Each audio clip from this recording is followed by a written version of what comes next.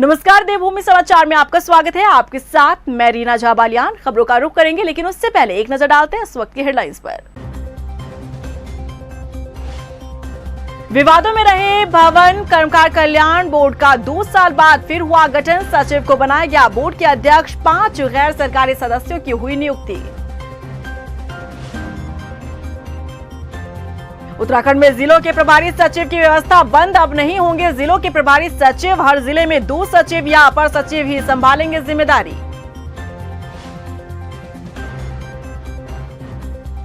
नैनीताल जिले के विकास को लेकर मंत्री सतपाल महाराज ने की समीक्षा बैठक। गड्ढा मुक्त सड़कों के लिए बनेगा ऐप। आम नागरिक भेज सकेंगे टूटी फूटी सड़कों की फोटो। मंत्री और युवक के बीच हाथापाई के मसले पर बोले बीजेपी प्रभारी दुष्यंत गौतम। कहा, गंभीरता से हो रहा मामले पर विचार। जांच के बाद के दोषी के खिलाफ होगी कार्रवाई। गन्ना किसानों की समस्याओं को लेकर हरदा करेंगे प्रदर्शन। इकबालपुर चीनी मिल के सामने देंगे धरना। किसानों के 150 करोड़ रुपए के बकाया भुगतान की मांग। और चलिए खबरों का रुख कर लेते हैं। उत्तराखंड से इस वक्त की बड़ी खबर का रुख कर लेते हैं। कर्मकार कल्याण बोर्ड से जुड़ी खबर। विवादों में रहे कर्मकार कल्याण बोर्ड का पुनर्गठन हुआ है। मीनाक्षी सुंदरम बनाए गए बोर्ड के अध्यक्ष।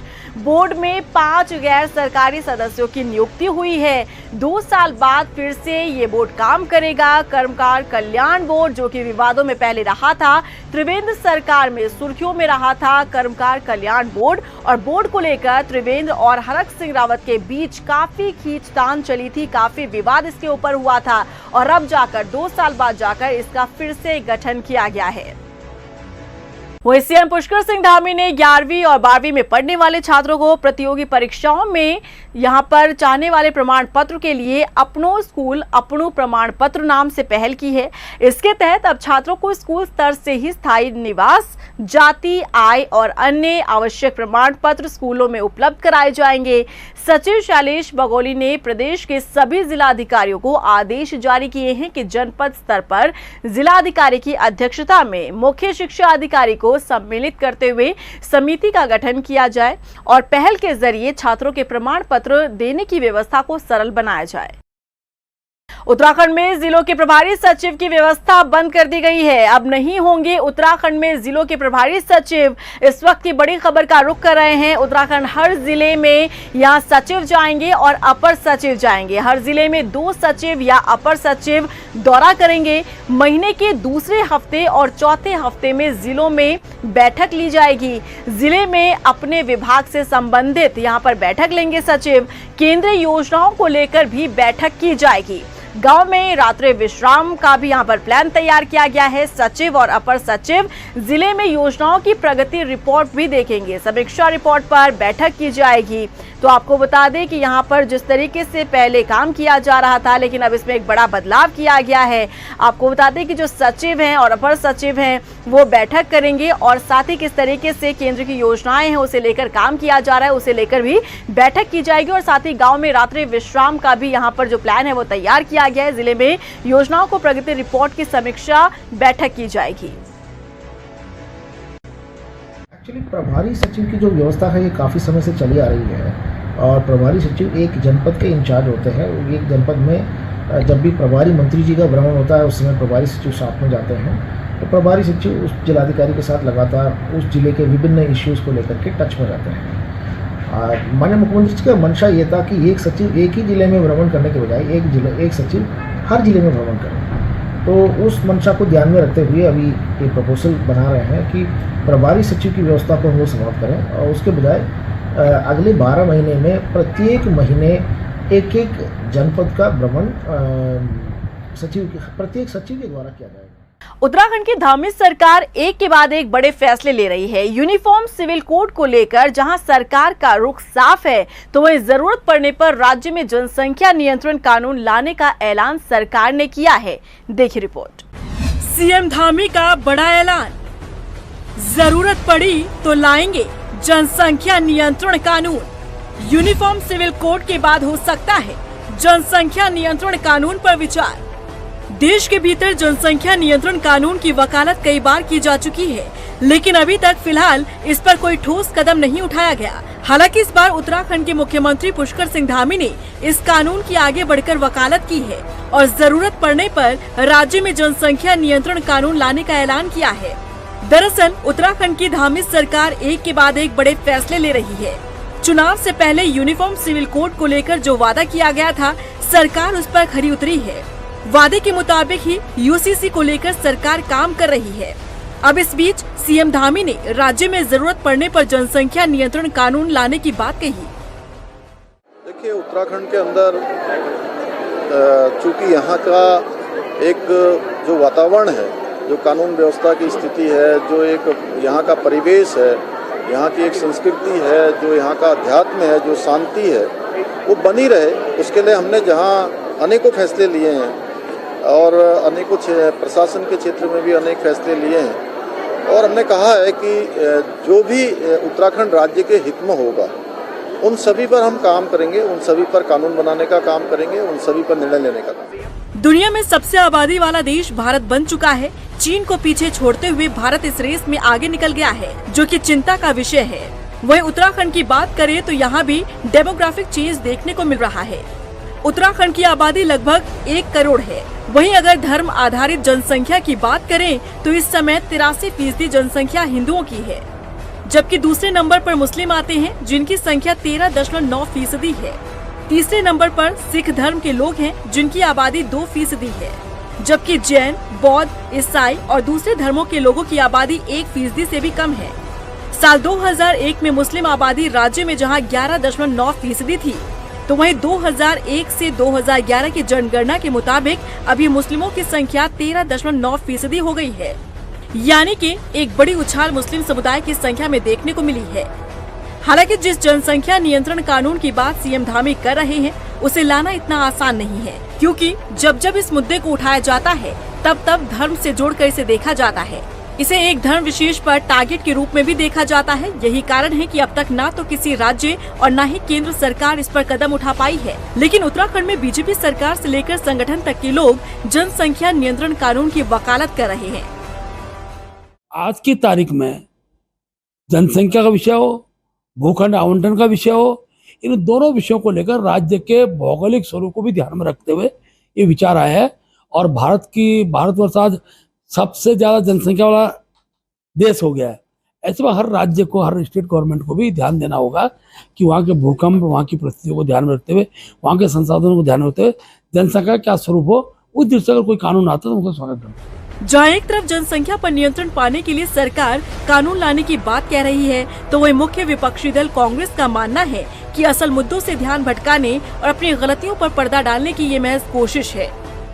दो मंत्री जिनका सबसे ज्यादा आवश्यक था राज्य में होना चारधाम यात्रा में, स्वास्थ्य मंत्री कर्नाटक के चुनाव में व्यस्त है, उसको उत्तराखंड की उससे कोई मतलब नहीं, और टूरिज्म मिनिस्टर जिसको जरूर होना चाहिए तो दूसरी बार लगातार जो है चारधाम यात्रा से दूर है।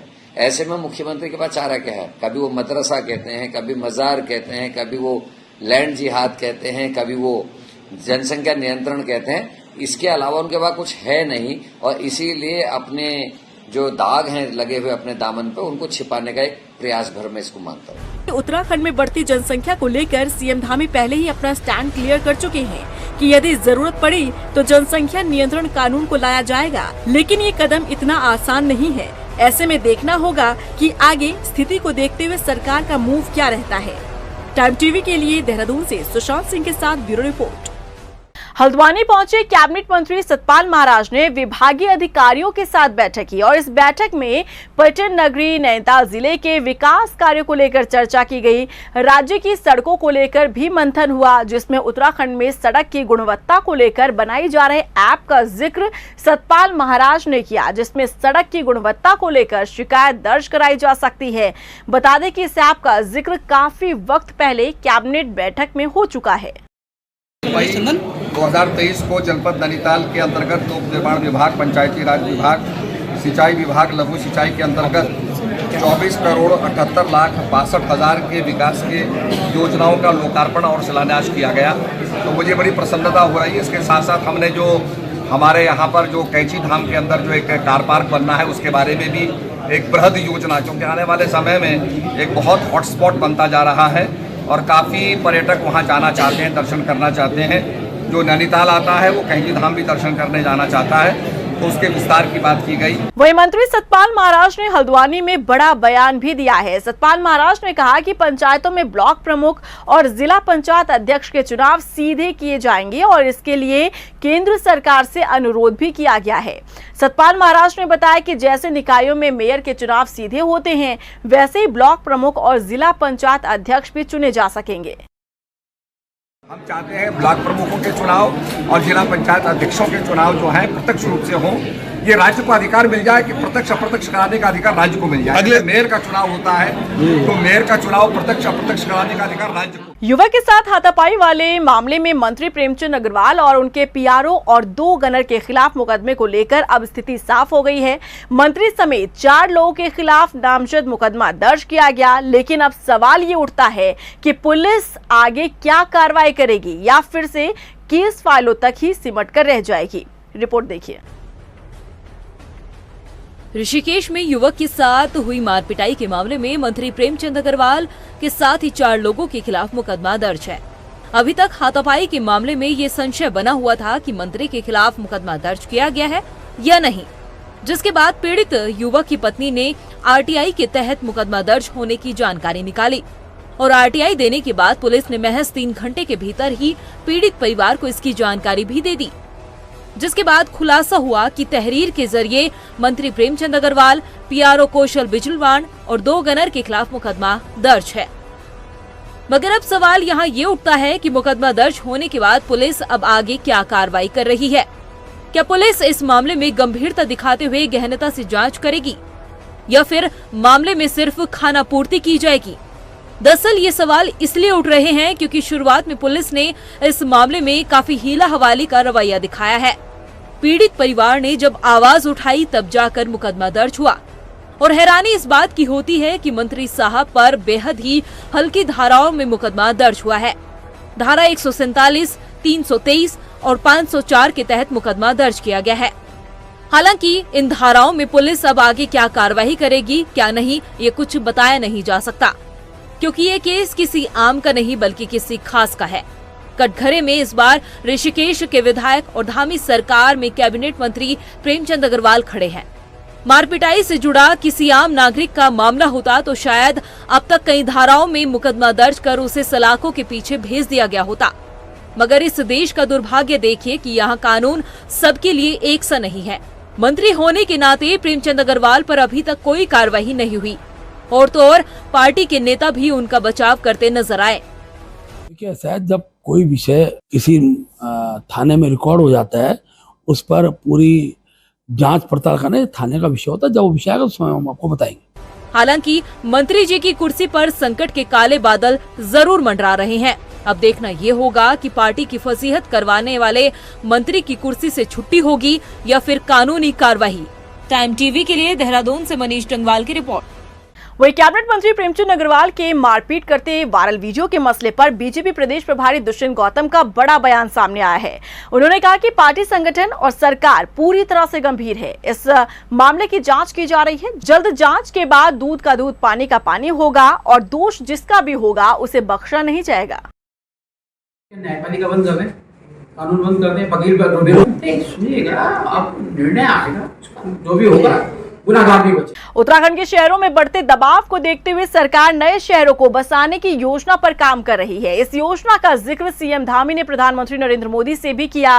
राजधानी देहरादून की बात की जाए तो यहां चाय बागान की जमीन पर ट्विन सिटी बसाए जाने की योजना है, लेकिन सरकार की इस योजना पर सवाल पूर्व सीएम हरीश रावत उठा रहे हैं। हरदा की प्रतिक्रिया ने पर्यावरणविदों को भी कटघरे में खड़ा कर दिया है।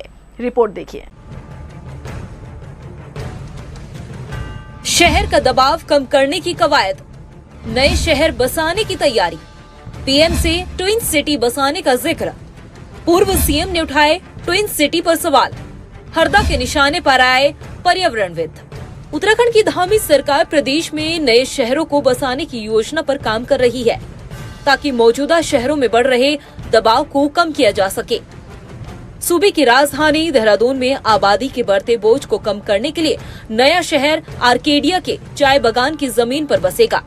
सरकार इस जमीन पर ट्विन सिटी बसाएगी, लिहाजा चाय बागान की 719.7 हेक्टेयर जमीन का सर्वे भी किया जा चुका है। चाय बागान की चयनित जमीन पर बसने वाले लोगों को खास सुविधाएं जैसे कि अत्याधुनिक अस्पताल, कॉलेज, पार्क, जॉगिंग ट्रैक के साथ साथ साइकिल ट्रैक मिलेगा। ट्विन सिटी बनाने का हाई क्लास इंफ्रास्ट्रक्चर का प्लान तैयार किया जा चुका है। निजी निवेशक यहाँ टाउनशिप विकसित करेंगे, जिसकी बिक्री का एक हिस्सा सरकार के खाते में जाएगा। सरकार की कोशिश है कि इस शहर में घर के साथ बिजनेस भी हो, जिससे लोगों को रोजगार के अवसर भी मिले। इससे पूर्व 2 बार ऐसे प्रयास हुए थे। एक तो 2003-4 में ऐसे प्रयास हुआ था, जिसमें काफ़ी लैंड एक्वायर किए गए थे। फिर बाद में सरकार के स्तर पर एक्वायर किए हुए लैंड को ओरिजिनल लैंड ओनर को वापस करने का एक निर्णय ले लिया गया था। फिर उसके बाद स्मार्ट सिटीज़ मिशन जब प्रारंभ की गई थी, तो उस समय ग्रीन फील्ड डेवलपमेंट के तहत चाय बागान के लैंड को लेने की एक कोशिश हुई थी, तो फिर वो कोशिश भी ड्रॉप हो गई थी। तो इसकी आवश्यकता तो समय समय पर महसूस की जाती है, लेकिन उसके लीगल इश्यूज को स्टडी करते हुए सक्षम स्तर पर उचित निर्णय लिया जाए। ऐसा पहली बार नहीं है जब चाय बागान की जमीन पर नया शहर बसाने की योजना हो। हरीश रावत सरकार में भी चाय बागान की जमीन पर स्मार्ट सिटी बसाए जाने की योजना थी। स्मार्ट सिटी को बसाने के लिए प्लान भी तैयार कर लिया गया था, मगर पर्यावरणविदों के विरोध के बाद हरीश रावत सरकार को अपना फैसला बदलना पड़ा। यही वजह है कि जो हरीश रावत के निशाने में ट्विन सिटी है और कटघरे में पर्यावरणविद भी है। इस दबाव को कम करने के लिए आपको ऐसे इलाकों को छांटना चाहिए जिन इलाकों से दबाव घटे। यदि रायपुर में दबाव बढ़ेगा तो उससे देहरादून में और कंजेशन होगा। यदि आप जो है टी गार्डन वाला जो एरिया है, उस एरिया में तो हमारा सवाल इससे नहीं है कि उससे कंजेशन बढ़ेगा। वहाँ हमारा सवाल तो पर्यावरणविदों से है कि उस समय तो आपको देहरादून के लंग की चिंता थी, क्या आज भाजपा सत्ता में है तो लंग स्वस्थ हो गए हैं? वहीं इस मामले में पर्यावरणविद ने भी सफाई पेश की है। ये जाना बड़ा ज़रूरी है कि जो नए शहर बसाने की बात उत्तराखंड सरकार कर रही है, किस तरीके के साथ में इन शहरों को बसाया जाएगा, उनका क्या स्वरूप होगा, कौन सी इनकी कार्यदायी एजेंसीज होंगी।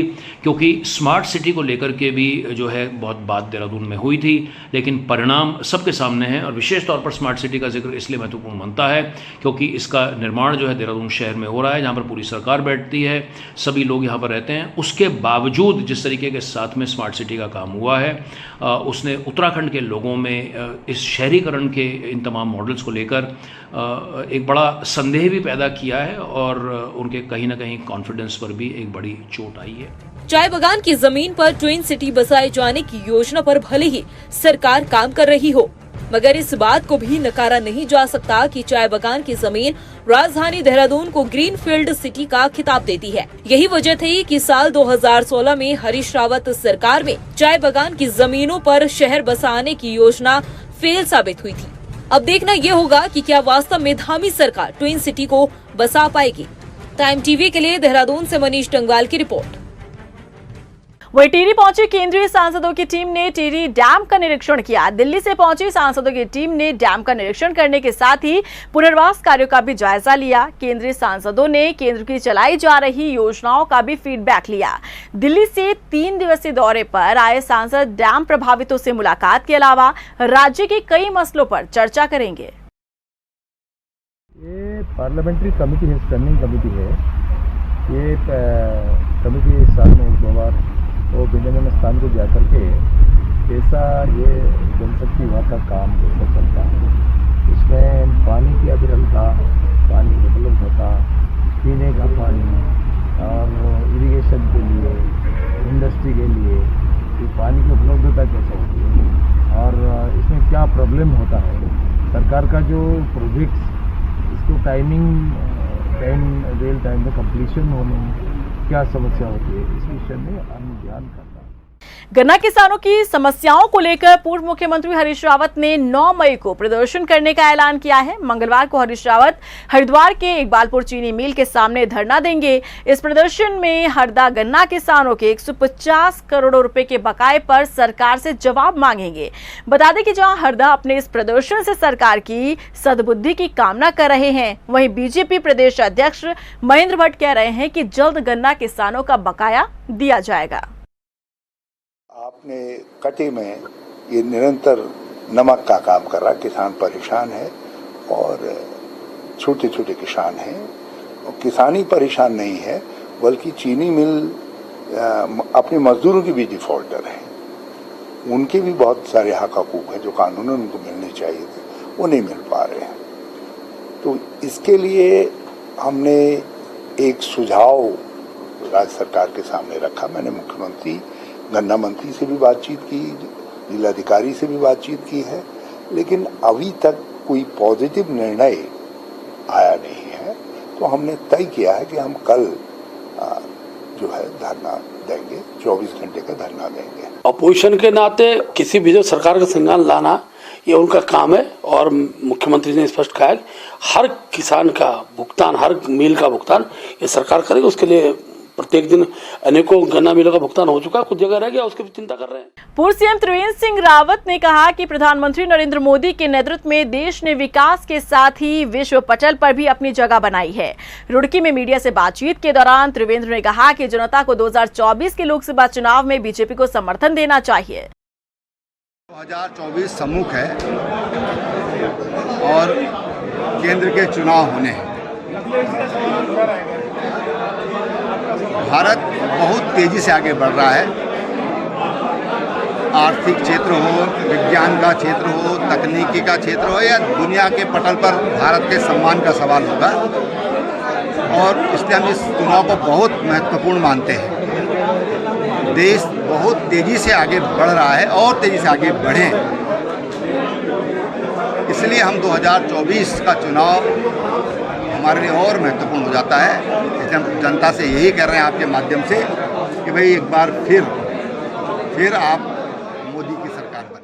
देहरादून में सरकारी भूमि पर किए गए अवैध कब्जे की और उसके बाद आरोपी पर एफआईआर तक दर्ज न किए जाने के मामले में गढ़वाल कमिश्नर ने शीघ्र कार्रवाई करने के निर्देश दे दिए हैं। बता दें कि यहां पर गुजराना मानसिंह इलाके में राज्य सरकार की लगभग 3 बीघा भूमि को खुर्द-बुर्द करने और फर्जी दस्तावेजों पर बेचने का मामला सामने आया था। इसके बाद कमिश्नर गढ़वाल की ओर से संबंधित भूमाफियाओं पर एफआईआर दर्ज करते हुए आगे की कार्रवाई करने के निर्देश 2021 में दिए गए थे, लेकिन सरकारी सिस्टम की सुस्त रफ्तार के चलते इस पर कोई कार्रवाई आगे नहीं बढ़ पाई। गढ़वाल कमिश्नर ने जिलाधिकारी से कहा कि वो आरोपी पक्ष को भी सुने और इस पर जल्द से जल्द आगे की कार्रवाई करें। ये प्रकरण जो लैंड फ्रॉड कमेटी है हमारी, उसके समक्ष आया है और पहले भी आ चुका है। तो इसमें कुछ राजकीय संपत्ति को खुर्द-बुर्द करने का भी प्रकरण संज्ञान में आया है। तो इसकी जांच जिला स्तर से और पुलिस के स्तर से, दोनों स्तर से करवाई गई थी।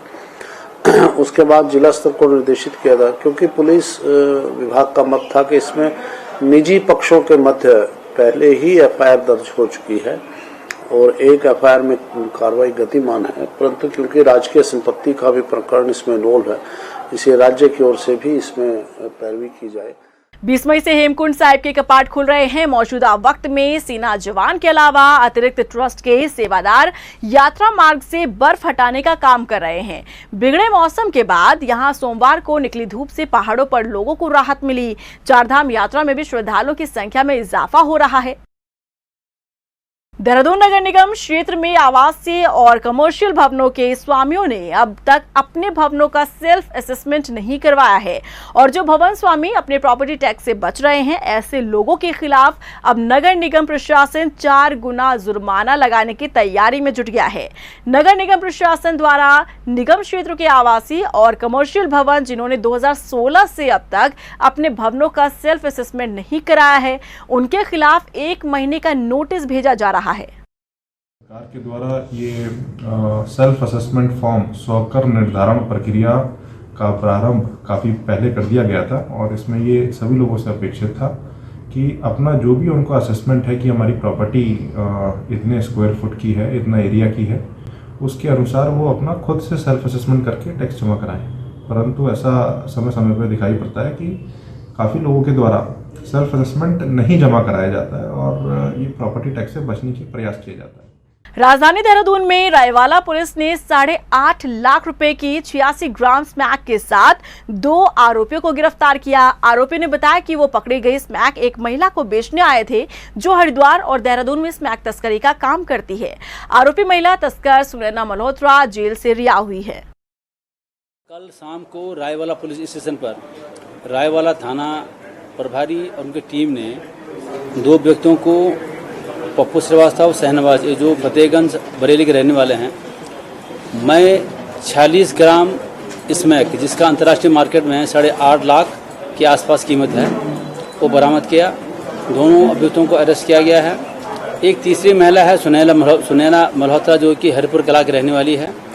ये बताया जा रहा है कि ये उनको डिलीवरी करने आए थे और अब हम सुनैना मल्होत्रा वाले एंगल को उसको भी हम प्रूव कर रहे हैं, प्रमाणित करने का प्रयास कर रहे हैं क्या वास्तव में ये उसको डिलीवरी करने आए थे।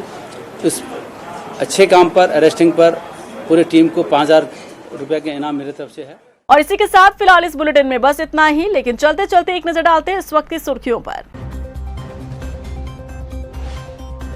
विवादों में रहे भवन कर्मकार कल्याण बोर्ड का 2 साल बाद फिर हुआ गठन। सचिव को बनाया गया। बोर्ड के अध्यक्ष 5 गैर सरकारी सदस्यों की हुई नियुक्ति। उत्तराखंड में जिलों के प्रभारी सचिव की व्यवस्था बंद, अब नहीं होंगे जिलों के प्रभारी सचिव। हर जिले में 2 सचिव या अपर सचिव ही संभालेंगे जिम्मेदारी।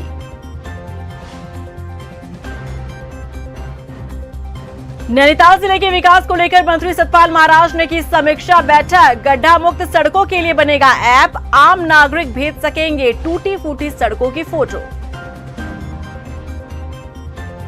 मंत्री और युवक के बीच हाथापाई के मसले पर बोले बीजेपी प्रभारी दुष्यंत गौतम। कहा गंभीरता से हो रहा मामले पर विचार, जांच के बाद के दोषी के खिलाफ होगी कार्रवाई। गन्ना किसानों की समस्याओं को लेकर हरदा करेंगे प्रदर्शन। इकबालपुर चीनी मिल के सामने देंगे धरना। किसानों के 150 करोड़ रुपए के बकाया भुगतान की मांग।